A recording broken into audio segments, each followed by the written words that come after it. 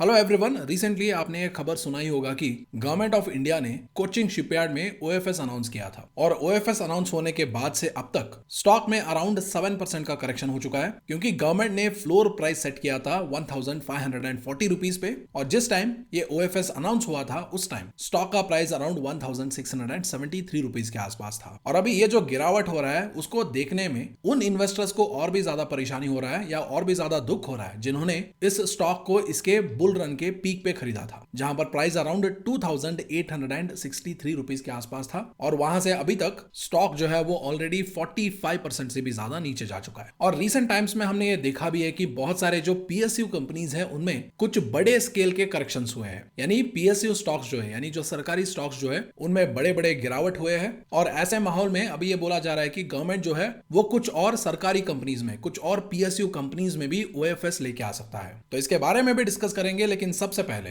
आज नहीं तो कल हम लर्निंग कम्युनिटी में नए क्लास और नए सेशन के वीडियो अपलोड करने वाले हैं, जहां पर हम सीखने वाले हैं कि टेक्निकल्स में ये असेंडिंग ट्रायंगल का पैटर्न क्या होता है और इसको टेक्निकल एनालिसिस में कैसे इस्तेमाल किया जाता है, और यहां पर ये असेंडिंग ट्रायंगल बुलिश कैसे होता है और डिसेंडिंग ट्रायंगल बेरिश कैसे होता है, उसको भी हम उस सेशन में और उस क्लास में स्टडी करने वाले हैं। तो उस वीडियो को मिस मत कीजिए। और अभी तक अगर आपने लर्निंग कम्युनिटी को ज्वाइन नहीं किया है तो आप 1 महीने के लिए लर्निंग कम्युनिटी ज्वाइन करके ट्राई कर सकते हैं और वहां से आपको जो लर्निंग के रूप में वैल्यू मिलेगा, आई एम प्रीटी श्योर वो आपके इन्वेस्टमेंट जर्नी में आपकी बहुत मदद कर सकता है। ज्वाइनिंग डिस्क्रिप्शन और कमेंट्स में है, जाके चेक कर लीजिए। तो अभी सबसे पहले ये समझ लेते हैं कि ये ऑफर फॉर सेल या ओएफएस क्या होता है। तो जब भी किसी कंपनी में प्रमोटर्स को अपने शेयर्स बेचने होते हैं तो वो शेयर्स बेचने का एक तरीका ये हो सकता है कि चुपके से मार्केट में आओ, फटाफट शेयर्स बेचो और शाम को एनएसई और बीएसई को ये इंटीमेट कर दो कि हमने आज हमारे कंपनी के शेयर्स को बेचा है। और उससे क्या होगा, इन्वेस्टर्स का ट्रस्ट जो है वो टूट जाएगा। इन्वेस्टर्स सोचेंगे कि हम तो शेयर्स पकड़ के बैठे हैं, लेकिन ये जो प्रमोटर्स है, जो कंपनी को चला रहे हैं, वही खुद शेयर्स बेच रहे हैं, तो क्या कंपनी में कुछ हो रहा है या कंपनी में कुछ प्रॉब्लम है, ऐसे कई सारे डाउट्स इन्वेस्टर्स के माइंड में आ सकता है। एंड ऑफ कोर्स यहाँ पर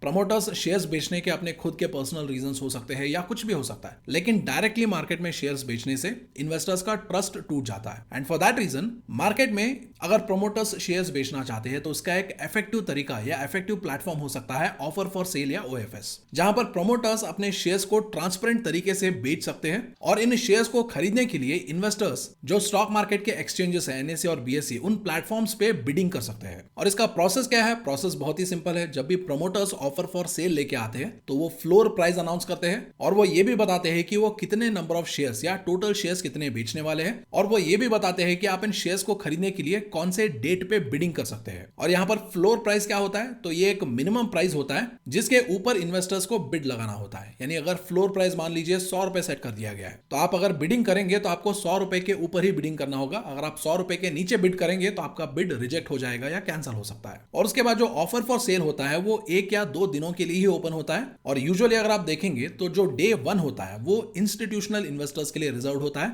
यानी जब ओएफएस खुलता है तो उस पहले दिन पे सिर्फ इंस्टीट्यूशनल इन्वेस्टर्स ही बिड डाल सकते हैं और उसके बाद दूसरे दिन जो है वो रिटेल इन्वेस्टर्स के लिए खुल जाता है, जहां पर रिटेल इन्वेस्टर्स इन शेयर्स को खरीदने के लिए अपना बिड डाल सकते हैं। और ये जो सारे बिड्स है इसको जो स्टॉक एक्सचेंजेस है, एनएसई और बीएसई है, वो कलेक्ट करते हैं and based on the bids received shares को इन्वेस्टर्स के लिए अलोकेट किया जाता है within a few days. और जब भी promoters offer for sale market में लेके आते हैं तो उस टाइम वो क्या करते हैं, वो बायर्स को अट्रैक्ट करने के लिए उस टाइम कंपनी का जो शेयर प्राइस मार्केट में चल रहा होता है उसके कंपैरिजन में वो ऑफर फॉर सेल में एक बड़ा डिस्काउंट देते हैं ताकि ज्यादा से ज्यादा बिड्स उन्हें मिले और उनके शेयर्स जितना जल्दी हो सकता है उतना जल्दी पूरी तरीके से बिक जाए। यानी अगर किसी दुकान को माल जल्दी जल्दी खाली करना है तो वो डिस्काउंट्स देते हैं, वैसे ही अगर प्रमोटर्स को जो शेयर्स वो बेच रहे हैं अगर वो कंप्लीटली जल्दी जल्दी बेचना चाहते हैं तो वहां पर उन्हें वो डिस्काउंट देना पड़ता है। तो इसीलिए जो फ्लोर प्राइस होता है उसको वो स्टॉक का जो करंट मार्केट प्राइस है उससे नीचे रखते हैं। जैसे कि फॉर एग्जांपल अगर आप कोचिन शिपयार्ड देखेंगे तो यहाँ पर जो ओएफएस अनाउंस किया गया था वो अराउंड 7% के डिस्काउंट पे था। यानी जिस लेवल पे स्टॉक उस टाइम ट्रेड कर रहा था मार्केट में, ओएफएस उससे 7% कम दाम पे था। और इस कंपनी में प्रमोटर है गवर्नमेंट और गवर्नमेंट ऑफ इंडिया इस ओएफएस में अराउंड 5% स्टेक बेचना चाहता था। और फ्लोर प्राइस हमने देखा ही है 1540 रुपीज पर शेयर था, जो उस टाइम के करंट मार्केट प्राइस से ऑलमोस्ट 7 से 8% डिस्काउंट पे था। और ये जो ओएफएस है ये 16 अक्टूबर को नॉन रिटेल इन्वेस्टर्स के लिए ओपन हुआ था और अभी आज यानी 17 अक्टूबर को ये रिटेल इन्वेस्टर्स के लिए भी खुला था। एंड ऑब्वियसली जब ऑफर फॉर सेल का जो फ्लोर प्राइस होता है वो मार्केट प्राइस से कम होता है तो ऑब्वियस ही बात है ना, अगर किसी को शेयर्स चाहिए तो वो ऑफर फॉर सेल में ही ले लेगा, वो मार्केट से क्यों खरीदेगा। जिसकी वजह से क्या होगा, मार्केट में सेलिंग प्रेशर बढ़ेगा, सेलिंग प्रेशर बढ़ने की वजह से स्टॉक का प्राइस गिरता है। और यहां पर भी ऐसा ही हुआ, स्टॉक का का जो प्राइस है वो अभी ऑलमोस्ट 6 to 7% गिर के 1559 रुपीज के आसपास हो गया है। और इसका फ्लोर प्राइस कितना है? 1540 है। यानी अभी भी ऑफर फॉर सेल में स्टॉक जो है वो ऑलमोस्ट 19 to 20 रुपीज सस्ता मिल रहा है। वो उतना मैटर करेगा नहीं करेगा, आई डोंट नो। वो तो हमें रिटेल इन्वेस्टर्स ने कितना बिड किया है उसको देख के पता चलेगा। आई थिंक वो डेटा भी आज शाम तक आपको मिल जाना चाहिए। And if I come across that data, I will make sure to post that data in our WhatsApp and Telegram channel. और इन दोनों को ज्वाइन करने का लिंक भी आपको वीडियो के डिस्क्रिप्शन और कमेंट्स में मिल जाएगा। तो अभी अगर आप देखेंगे तो कोचिन शिपयार्ड में गवर्नमेंट ऑफ इंडिया का होल्डिंग अराउंड 72.86% के आसपास है। एफआईएस के पास 4.94% ऑफ द कंपनी है, डीआईएस के पास 2.5% ऑफ द कंपनी है और पब्लिक के पास 19.71% ऑफ द कंपनी है। और अभी ओएफएस में अगर गवर्नमेंट 5% स्टेक को ऑफलोड करता है, बेचता है, तो उसके बाद इफेक्टिवली प्रोमोटर्स का होल्डिंग जो कि गवर्नमेंट ऑफ इंडिया है इस कंपनी के केस में, उनका होल्डिंग 72.86% से रिड्यूस होकर 67.86% होना चाहिए। और लास्ट टाइम अगर आप देखेंगे तो गवर्नमेंट ने 2019 और 20 में शेयर्स बेचे थे, जहां पर उनका होल्डिंग 75.21% से कम होकर 72.86% हुआ था। और अभी यहां से ये 72.86% से रिड्यूस होकर 67.86% होने वाला है। एंड ऑफ कोर्स यहां पर जब भी ओएफएस आता है तो वहां पर कुछ लोग जो आईपीओ में हाइप होता है उसको ओएफएस के साथ कंफ्यूज कर लेते हैं। तो देखिए ये दोनों एग्जैक्ट ऑपोजिट है। और इसके रिलेटेड मैंने कुछ टाइम पहले टेलीग्राम और व्हाट्सएप पे एक डिटेल्ड आर्टिकल भी डाला हुआ था, अगर आप चाहे तो जाके उसको पढ़ सकते हैं। बट इन शॉर्ट, जब आईपीओ आता है तो उस टाइम क्या होता है, मार्केट में नया माल आता है, नया कंपनी आता है, जिसकी वजह से वहां पर प्राइस को हाइप किया जाता है। लेकिन ओएफएस में क्या होता है, जो पुराना माल है उसको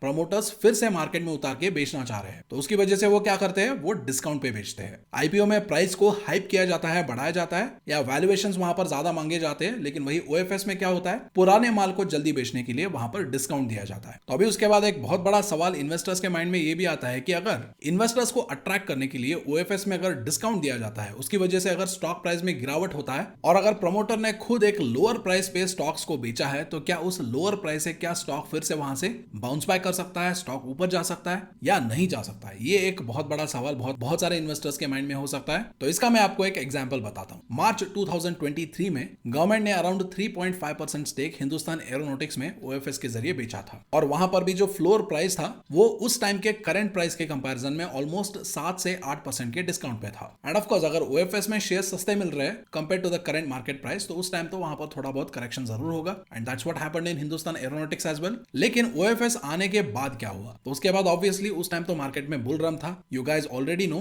और उसके बाद एक और इवेंट हुआ था, हिंदुस्तान एरोनॉटिक्स में स्टॉक स्प्लिट हुआ था। तो इस स्प्लिट को भी अगर आप कंसिडर करेंगे तो जिस टाइम ओएफएस आया था उस टाइम से लेके अब तक हिंदुस्तान एरोनॉटिक्स का जो शेयर है उसमें मोर देन 262% से भी ज्यादा का गेन हो चुका है। तो इससे आपको यह समझना है कि ओएफएस में शेयर्स बेचने के लिए प्रमोटर के पास एन नंबर ऑफ रीजंस हो सकते हैं, हजारों रीजंस हो सकते हैं, बट इररेस्पेक्टिव ऑफ दैट वहां से वापस कंपनी ऊपर बढ़ेगा नहीं बढ़ेगा, that purely depends on the business and fundamentals of the company. अगर कंपनी के बिजनेस में स्ट्रेंथ है, कंपनी अगर अपने अर्निंग्स को ग्रो करने के केपेबल है, तो ऑब्वियसली वहां से आगे कंपनी का शेयर जो है वो भी ग्रो होने का चांसेस रखता है। तो अभी अगर आप कोचिन शिपयार्ड की बात करेंगे तो उसका मार्केट कैप अराउंड 41,793 करोड़ के आसपास है। लेकिन वही अगर आप इस कंपनी का ऑर्डर बुक देखेंगे तो वो अराउंड 22,500 करोड़ के आसपास है। और यहाँ पर आप ये ऑर्डर्स के ब्रेकअप भी देख सकते हैं कि कितने डिफेंस सेक्टर से है, कितने डोमेस्टिक ऑर्डर्स है, कितने एक्सपोर्ट ऑर्डर्स है। You can check all of these things here. और उसके अलावा कंपनी ये भी बताता है कि उनका जो ऑर्डर पाइपलाइन है वो अराउंड 7,820 करोड़ के आसपास है। यानी आने वाले टाइम में अगर ये ऑर्डर पाइपलाइन भी कन्वर्ट होता है और ये ऑर्डर बुक में आते हैं तो कंपनी को ये जो 22,500 करोड़ का ऑर्डर बुक है इसके साथ साथ एडिशनल 7,820 करोड़ के ऑर्डर्स भी मिल सकते हैं। तो अभी ये जो कंपनी का हैवी ऑर्डर बुक है उसके बेसिस पे कंपनी आने वाले टाइम में कैसे परफॉर्म करेगा, किस तरीके का सेल्स पोस्ट करेगा, किस तरीके का प्रॉफिट्स पोस्ट करेगा, वो हमें वेट एंड वॉच करना होगा। और अभी जो आप रिसर्च देख रहे हैं, ऐसे रिसर्च बनाने के लिए हमारी टीम बहुत मेहनत करती है। उसके बदले अगर आप हमें अप्रिशिएट करना चाहते हैं और हमें मोटिवेट करना चाहते हैं तो ये जो वीडियो के ऊपर लाइक बटन है इसे प्रेस करके आप वीडियो को लाइक कर सकते हैं और कमेंट्स में एक सिंपल थैंक यू लिख के आप हमें एनकरेज कर सकते हैं। और साथ ही साथ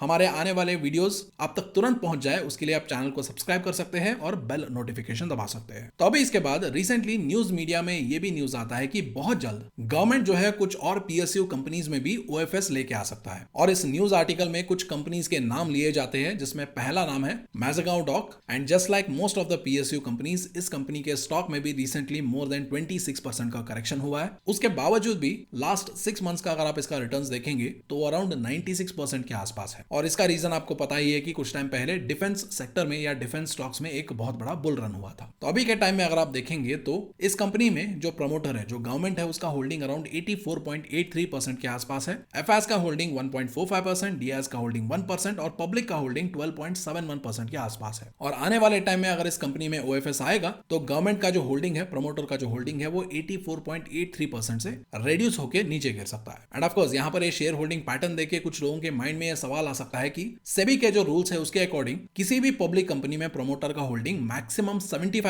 हो सकता है, लेकिन यहाँ पर 2021 से इस कंपनी में कैसे government as a promoter more than 75% shares hold कर रहा है। तो इसका जवाब देखिए बहुत ही सिंपल है। जो स्टेट ओन्ड एंटिटीज होते हैं या जो सरकारी कंपनीज होते हैं उनको कई बार एक्सटेंशन ग्रांट किया जाता है और ये एक्सटेंशन मिलने के लिए कई सारे क्राइटेरियाज होते हैं, कई सारे रीजंस होते हैं। बट सिंपल वर्ड्स में आप ये मान सकते हैं कि यहाँ पर ये जो 75% ऑफ द प्रमोटर होल्डिंग का जो रूल है, वहां पर सरकारी कंपनीज में कुछ केसेस में एक्सेप्शन किया जा सकता है और वहां पर उन्हें टाइम एक्सटेंशन भी दिया जाता है। और उसके बाद इन न्यूज आर्टिकल्स में एक और सरकारी कंपनी का नाम लिया जाता है और वो कंपनी है आईआरएफसी। और ये न्यूज आईआरएफसी में कुछ टाइम से आ ही रहा है। लास्ट ईयर अगस्त में भी आईआरएफसी में ये न्यूज आया था और ये बोला जा रहा था कि गवर्नमेंट जो है वो ऑफर फॉर सेल में अराउंड 11% स्टेक को बेच सकता है और इसकी वजह से आईआरएफसी के शेयर में उस टाइम आई थिंक 6% का करेक्शन भी हुआ था। और अभी तक वो ओएफएस आया नहीं है, लेकिन ये बोला जाता है कि बहुत जल्द वो ओएफएस सरकार लेके आ सकता है। और आईआरएफसी में भी अगर आप देखेंगे तो गवर्नमेंट का जो होल्डिंग है वो मोर देन 75% है। टू बी प्रिसाइज यहाँ पर प्रमोटर्स का होल्डिंग 86.36% है,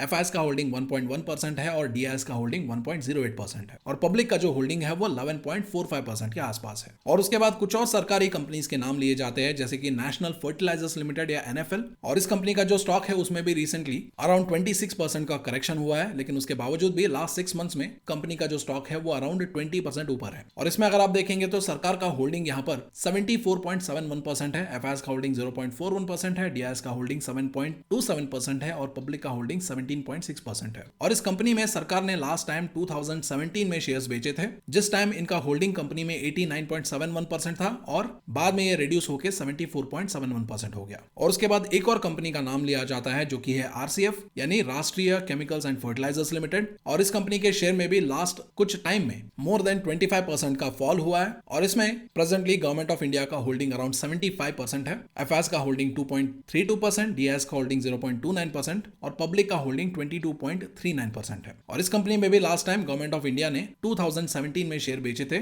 जिस टाइम इनका होल्डिंग 80% से कम होकर 75% हुआ था। और उसके बाद आपने ये भी देखा होगा कि न्यूज में सेंट्रल बैंक ऑफ इंडिया का भी ओएफएस आ सकता है, जहां पर गवर्नमेंट जो है वो अपने कुछ स्टेक को ऑफलोड कर सकता है। और प्रेजेंटली अगर आप देखेंगे तो सेंट्रल बैंक ऑफ इंडिया में गवर्नमेंट ऑफ इंडिया का होल्डिंग 93.08% है, एफआईएस के पास 0.34%, डीआईएस के पास 2.82% और पब्लिक के पास 3.76% है। तो ये तो आने वाले टाइम ही पता चलेगा कि गवर्नमेंट कौन से कंपनी में सबसे पहले ओएफएस लेके आता है। वहां पर फ्लोर प्राइस जो होगा वो करंट मार्केट प्राइस से कितने डिस्काउंट पे हो सकता है और जब ये ओएफएस आएगा तो उस टाइम क्या ये शेयर्स ऑलरेडी रिकवर हो चुके होंगे या इनमें और भी ज्यादा गिरावट होगा, वो तो हमें आने वाले टाइम में ही पता चलेगा। और आज जो हमने इन्फॉर्मेशन शेयर किया है, आई होप वो इन्फॉर्मेशन आपको पसंद आया होगा। अगर वीडियो पसंद आए तो वीडियो को लाइक करें and I will see you in the next video.